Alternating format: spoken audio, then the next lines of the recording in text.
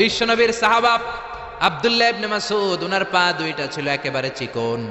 একবার বিশ্বনবীর সামনে যখন খেজুর গাছের উপরে উঠলো খেজুর পাড়ার জন্য, ওনার চিকন পা দুইটা দেখে সাহাবারা হাসাহাসি শুরু করলো। বিশ্বনবী বললেন, আমার ইবনে মাসুদের পায়ের নলা দেখে চিকন হওয়ার কারণে তোমরা হাসো। ইবনে মাসুদের পা দুইটা যদি কিয়ামতের দিন ওই কঠিন মুসিবতের কালে মিজানের পাল্লার উপরে এই পা দুইটা রেখে দেয়া হয়, আল্লাহর কসম এই পা দুইটা উহুদ পাহাড়ের চেয়ে ভারী হয়ে যাবে। কার বদনাম করেন আপনি? কার ব্যাপারে কথা বলেন? খবরদার। হয়তো যারে আপনি গালি দিলেন সে আল্লাহর কাছে আপনার চেয়েও বেশি প্রিয়, জোরে কোন ঠিক কিনা? খবরদার, কারো আকৃতি নিয়ে, দেহের গঠন নিয়ে কোনোদিন তুচ্ছ করা যাবে না। বিশ্বনবীর একজন বিবি ছিল একটু মোটা, ওই বিবির নাম হলো সফিয়া বিনতে হুয়াই ইবনে আখতাব।